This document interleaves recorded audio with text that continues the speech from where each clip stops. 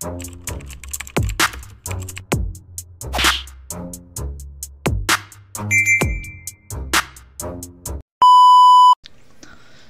what's up mga kumag, I'm back ang inyong online judge. Walang iba kundi Judge Jinan. Okay guys, mabilisan na lang dahil gusto kong tapusin yung remaining 2 battles ngayong gabi.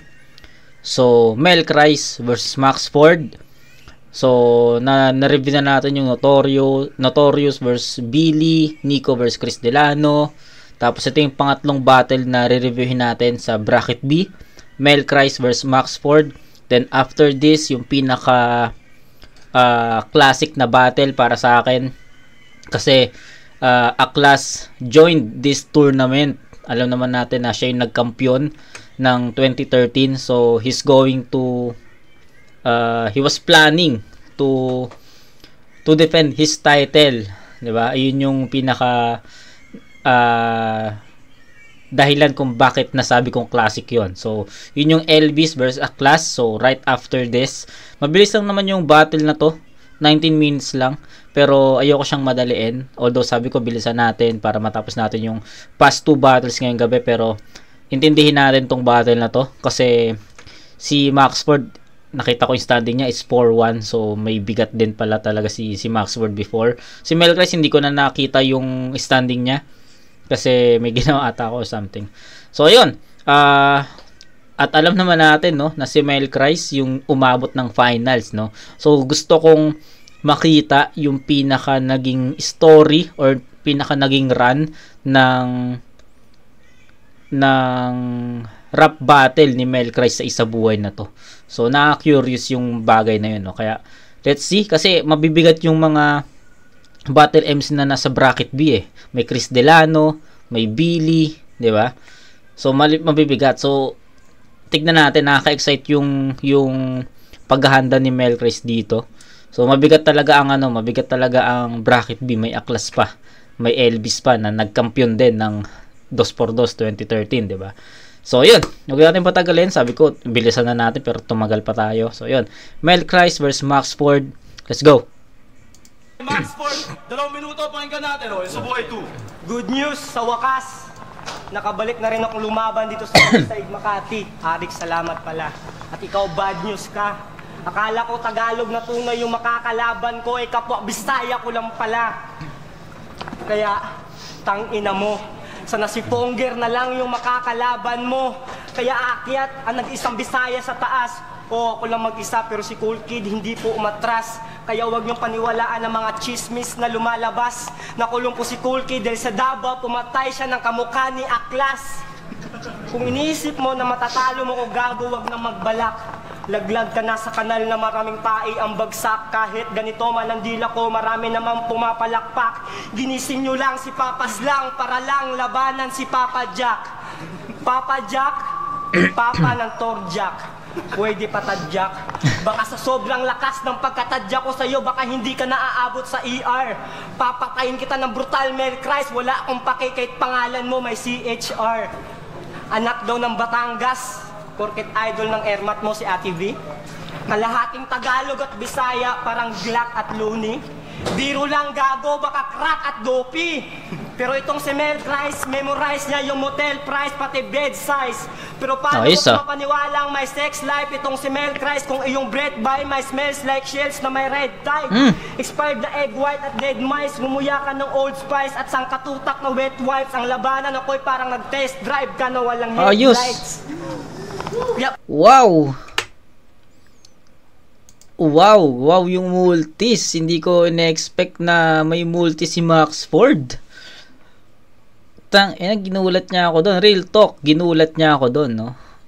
Meron siyang ganon. Galing. Ang ganda ng ang ganda ng schemes, ang ganda ng multis na 'yon. So kaso masarap siyang pakinggan pero yung suntok, feeling ko hindi siya ganon dumating, no?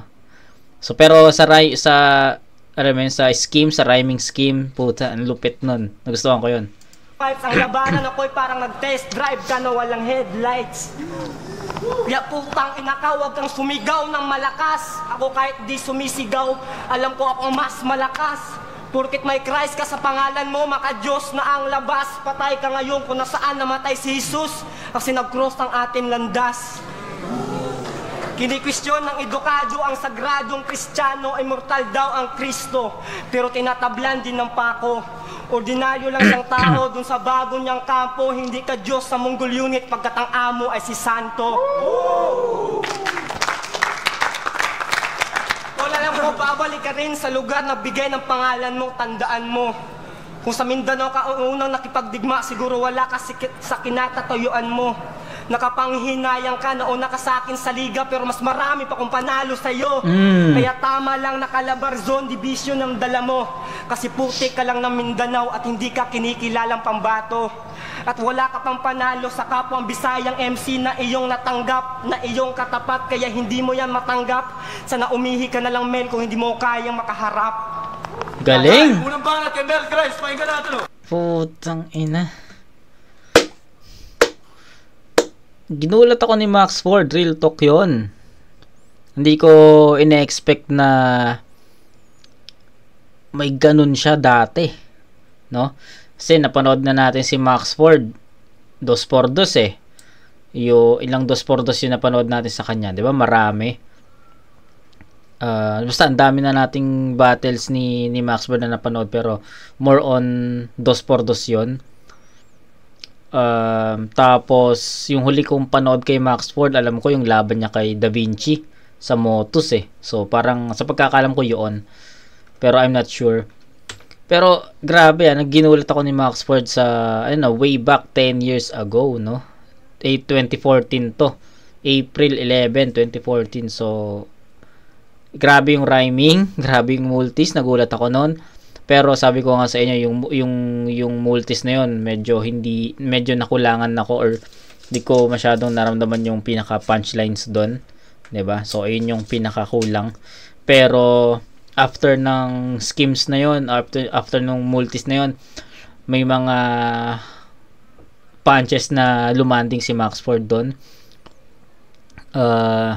Nagustuhan ko yung mga niya doon, yung laro niya sa Christ, 'di ba?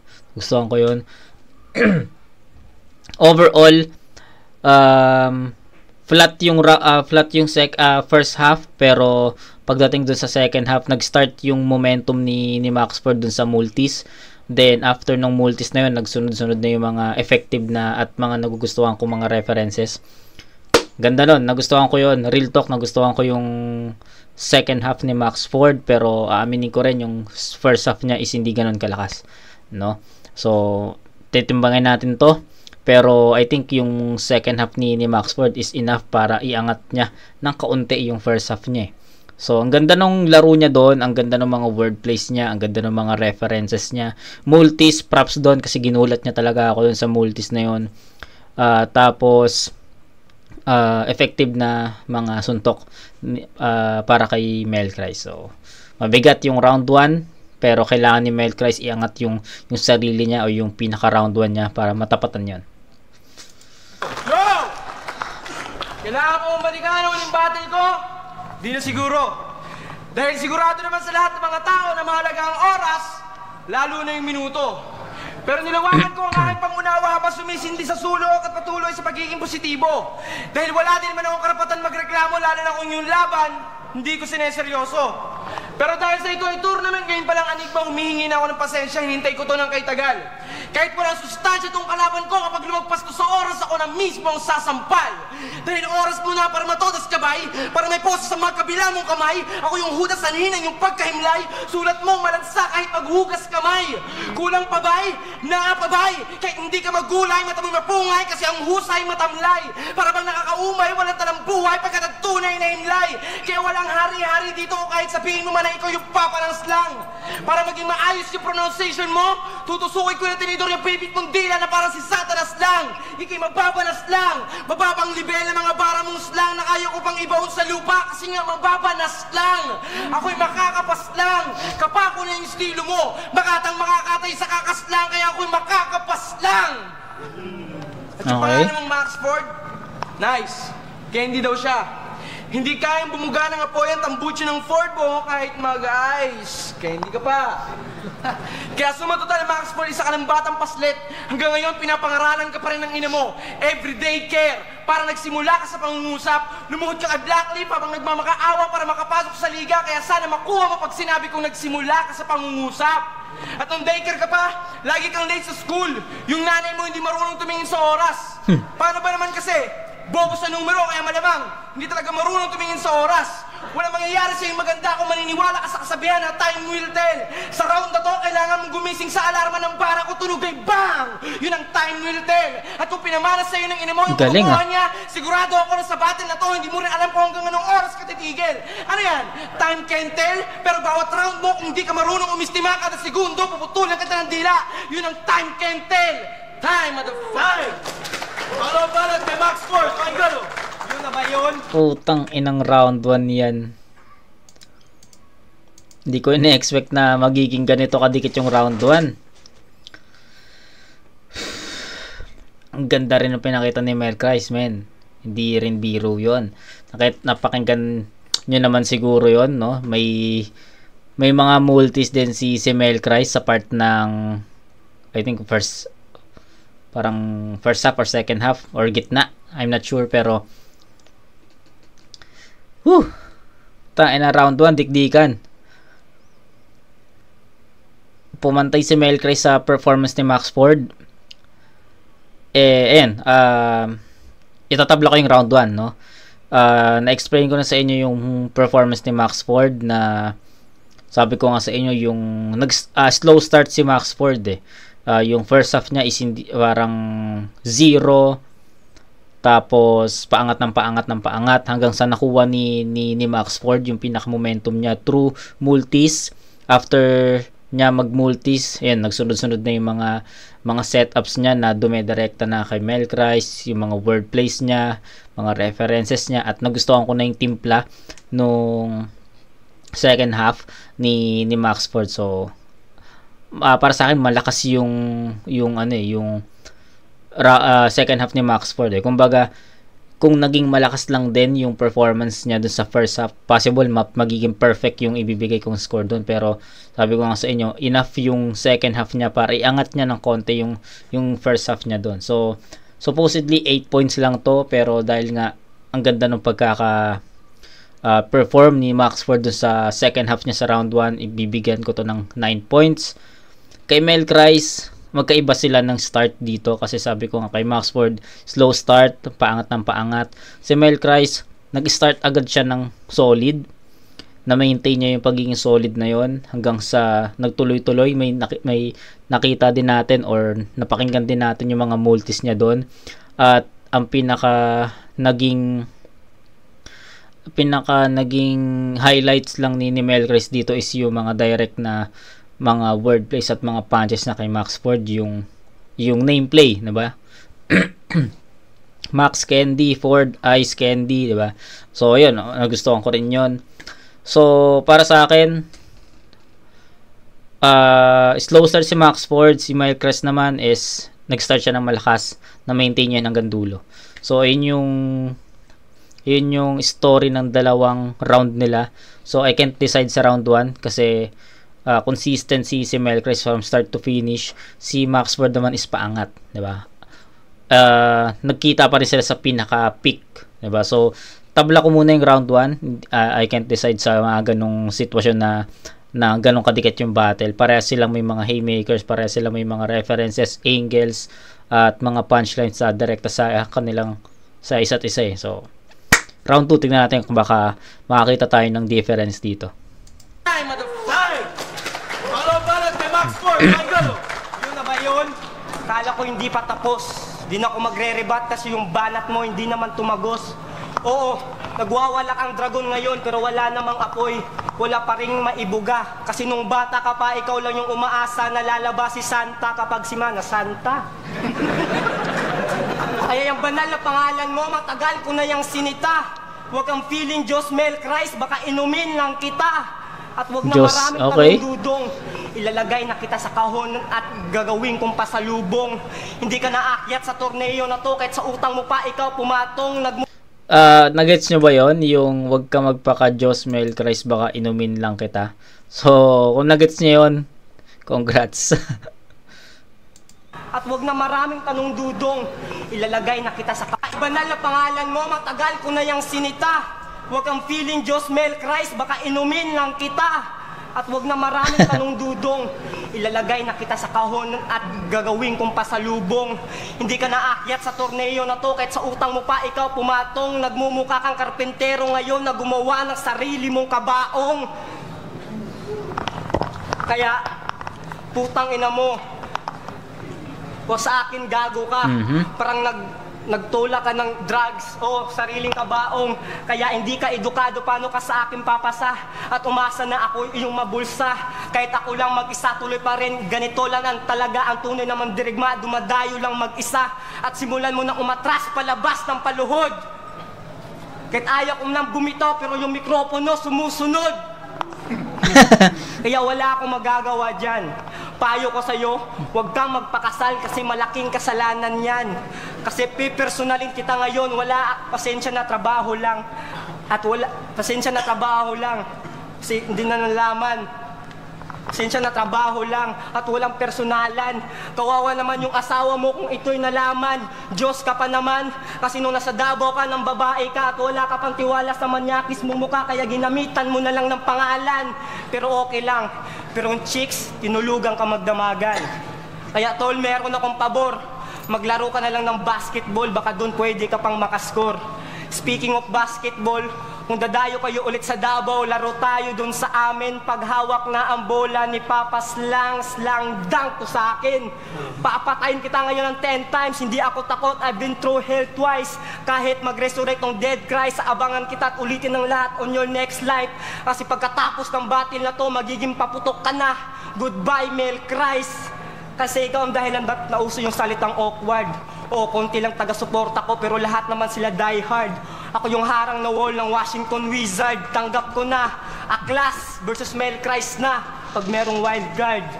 O, paano ko matatakot sa'yo? Ikaw lang yung tinatawag ng pambato na hindi pa nananalo sa sariling lugar nyo. Time, paano ang banat, Mel Christ? Pakinggan na. Okay. Ito na. So, kanina sabi ko, titignan natin yung round 2 kung meron tayong makikitang difference sa magiging performance nila. And ayun, unang difference, although hindi pa nag-spit si Mel Christ dito, pero I think magiging difference talaga dito is yung pagkakaroon ni Maxford ng stutters or slip-ups sa round na yon. And ayun, may mga freestyle, kita nyo yun, yung ayoko na sana mag-spit pero yung mic sumusunod, parang ganon. So yun, I think freestyle yun eh, 'di ba? Alam nga magsulat ka ng ganon, 'di ba? So para sa akin lang naman, perspective ko, it's freestyle. Hindi rin niya na-close ng maayos. So kung yung round 1 is malinis at maganda yung pagkaka-execute or perform ni Maxford, sa round 2 naman is maraming butas, no? Yun nga, yung maraming butas yung yung round 2. Stutter, slip ups, freestyle, 'di ba? Second half, naging baliktad to. Second half naman yung naging pababa ni Maxford. Okay yung umpisa niya, pero yung second half is hindi ganun kaganda, diba? Naging pababa yun. So kulang yung hindi naging consistent si Maxford sa pagkakataon na to. So yun, round 2 tingnan natin ni Mel Christ. Yo, nung round 1 fresh na fresh ka pa. Eh sa round 2 lungkot mo na. Mukha kang iniwanan ng iyong giliw. Para ka nag-run fest marathon sa sobrang dami ng iyong pawis, baka sa round 3 mukha ka ng basang sisiw. Sabi, babanatan niya ako ng mga rebat niya na, dahil sa tumatalsik yung laway mo, fuck you, malaking cobra to. Kanina ka pang patay kung natalsikan ka ng laway ko. Sino bang kaaway ko? Baka yung tatay mo. Kasi nung 2x2 to sa Davao, nakita ako ng tatay mo, nakasama ko yung ate mo na hinahalay ko. At nung last day naman namin mula hotel hanggang airport, kasama ko naman yung nanay mo, tagabitbit ng gamit ko, nagsilbing alalay ko. Sabay sigaw ng tang-inaray ko! Ang sakit na likod ko, Mel Christ! Di bali sana kung ililibre mo ako ng paborito kong French fries. Siyempre, naawa naman ako sa nanay niya, nilibre ko. Twice. Ang di niya lang alam, may kulangot na ni Papeo yung kinakain niyang French fries. Pero eto, wala akong pakialam kung tama o mali ang nakalap kong impormasyon. Basta gusto lang kitang saktan ng tagusan sa puso mo, yun ang madiin kong rason. May anak na to si Maxford, pero meron siyang malaking problema. Dahil after 3 months, nalaman na lang niya na hindi siya ang ama ng bata, kaya iniwanan niya rin ang kanyang nobya. At ng mga sumunod na buwan, nagkaroon pa rin siya ng girlfriend para siya naman yung iwanan. Naging mabait sa akin ang tadhana at yung babae mismo nagbigay sa akin ng mensahe, kaya ang rason, agad ko itong nalaman.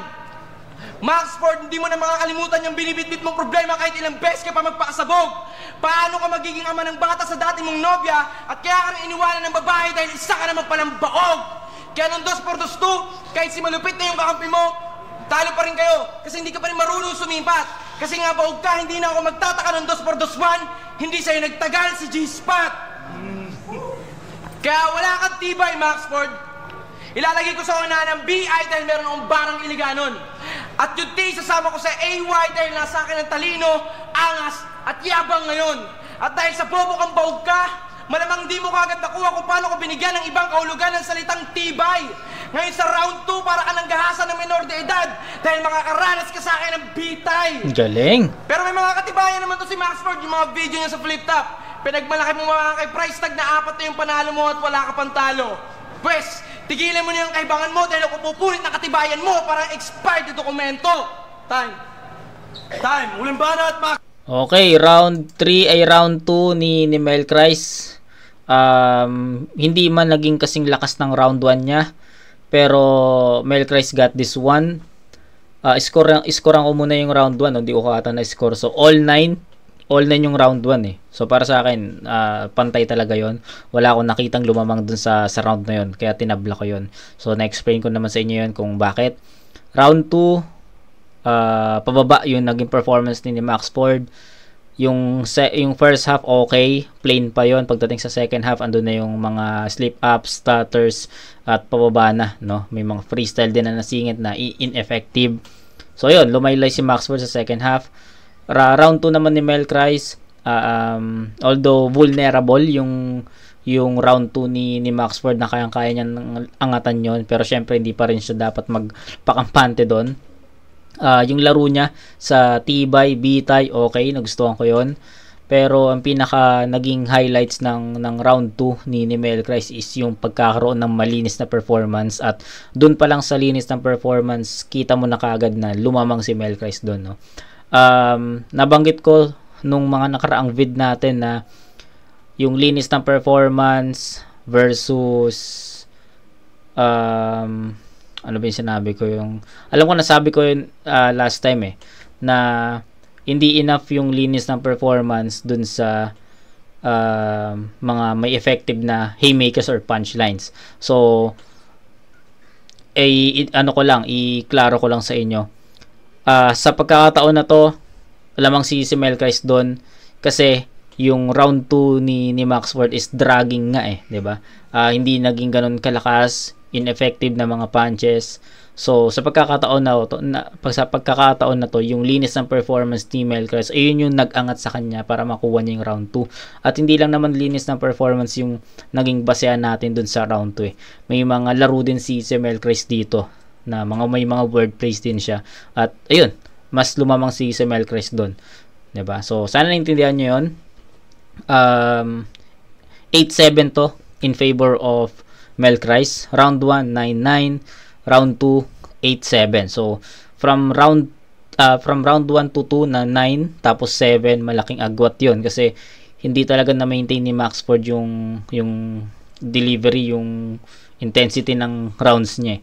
Si Mel Christ naman, yes, bumaba yung performance, pero andun pa rin yung linis, andun pa rin yung mga word plays, yung mga references, kaya kanya pa rin yun. So ayun, all 9 sa round 1, 8-7 sa round 2, 17-16, tama ba yun? So 17-16, lamang si Mel Christ ng 1 puntos. Round 1 tabla, round 2 Mel Christ, round 3 Maxford, pakinggan natin Kasi alam na, sa akin di tatalab yung estilo mo.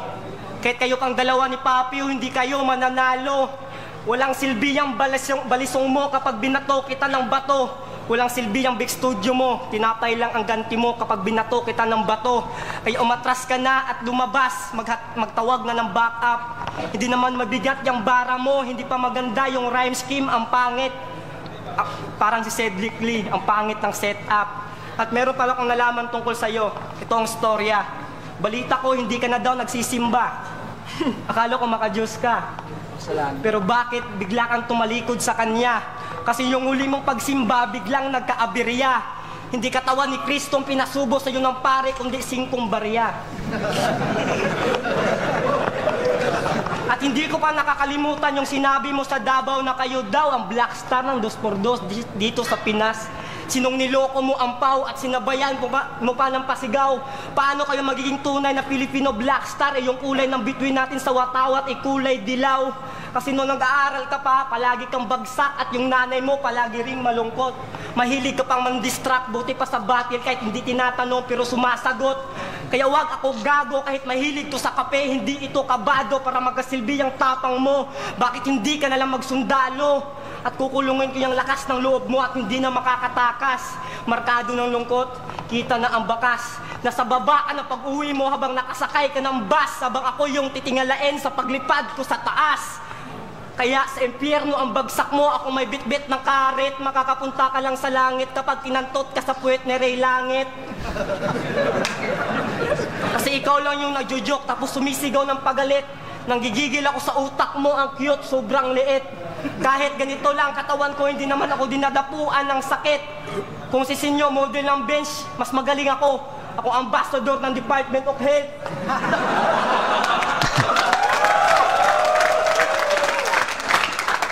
Mabilisan ang pagtapos sa'yo kahit hindi lumalabas ang aking adrenaline rush. Hindi mo kayang durugin si Max, mangarap ka na lang, maglaro ka ng Candy Crush. Kahit si Mona Lisa kaya kong mapanganga. Ako'y libro sa silid-aklatan na hindi mo mabasa, baka mapapasigaw ka. Uwi ka ng Batangas at iligan ng sabay dahil yung katawan mo hatiin ko sa dalawa. Malaking sampal to sa karir mo kasi yung talo mo 5 na. Time, uling banal kay Mel Christ, buhay ito. Okay, so, yun. Wala na, hindi na nabawi ni Max Ford yung performance niya sa round 1 na binigyan ko talaga ng sobrang taas na puntos. Hindi ko naman siya nagsisiyan yon. Deserve ni Max Ford yung 9 points talaga dun sa round 1. Pero yung round 2, round 2 naging bababa. And round 3, syempre andun yung expectation natin na mababawi niya yung round 3 niya kasi ito yung pinaka-importanting round. Pero yun, hindi siya nakabawi. Yes, malinis yung performance, walang choke, walang stutters, walang slip-ups, pero sa effectivity ng mga lines na ginamit, references, mga angulo is wala na. Hindi na ganun kalakas at hindi na ganun ka-epektibo. So, that's it for Max Ford. Actually, yung round 3 ni Max Ford, kaya ko nabigyan ng score yun. Pero tignan muna natin si Mel Christ dito. Good. Round 3, pasalamat ka, umabot ka pa ng huling round. Pagkatapos ng battle na to, hahanapin mo na sarili mo sa lost and found. Dahil wala ka na magagawa sa pagwawala ko. Para kang kuting na iniwan sa gubat kaya mawawala to. Ako'y asong ulol na kinulong at muling nakawala to. Mga buto may marupok, bawat salpok, malamang bali, wala to. At hindi mo kaya masugatan ng mga linya mong gasgas. Kumbaga, lumang estilo na. At alam ko ngayon mo lang din malalaman na mukha kang snatcher sa lumang pelikula. Kasi sakto, yung mga linya mong ginamit halos lahat nakaw sa iba. Yung mga bars mo pang snatcher. Ako, yung mga linya kong ginagamit kaya magpatatak sa buong pagkatao mo pataas. Tawagin mo akong bar top natcher. Kaya pasensya na, sir, dahil sa mahina kang umintindi, magmumukha ka ng taong grasa sa kalsada. Bobo, masisiraan ka ng ulo. Sabay hahampasin ko yung bulbunan mo gamit ang pala at hindi ako titigil hanggat hindi ko nakikitang wasak yung utak. Oo, masisiraan ka ng ulo. At ako daw, puro sigaw. Sumisigaw naman talaga ako eh. Pero yung mga sigaw ko may kahulugan. Hindi kagaya ng iba na gagamit lang ng kakaibang salita para masabing malalim, pero wala namang kabuluhan. Kaya tigilan mo na yung pagmamalalim mo kagaya nila. Kasi yung lalim mo parang nalamog na durian. May kabulukan. At least ako, yung mga sigaw ko para ka nagbato ng piso sa balon. Dahil may lalim na, meron pang kahulugan. At diba si Cool Kid nakulong? Tangan mo sana ikaw na lang yung nakulong. para magkaroon ka ng bars na panghahawakan. At ako yung hahatol ng kaso. Pero bago ka pumasok sa kulungan, bagsak ka na bawat saksak ng bara ko. Yun ang tumbang preso. At wala kang husay na tunay, Max Ford. Parang presyo sa ukay-ukay. Yung mga reference mong ginamit parang himlayan sa sementeryo. Walang kabuhay-buhay. At kung meron man, ako sisira ng buhay mo. Babaguhin ko sitwasyon kung ano pamumuhay mo noon. Tatanggalan ko ng balat ang Max at isa ka ng ganap na basura. Kaya yung buhay mo patapon. Kaya ano pang silbi mo, Max? Wala na. Patay ka na. Kuha na ni Mel Cristo.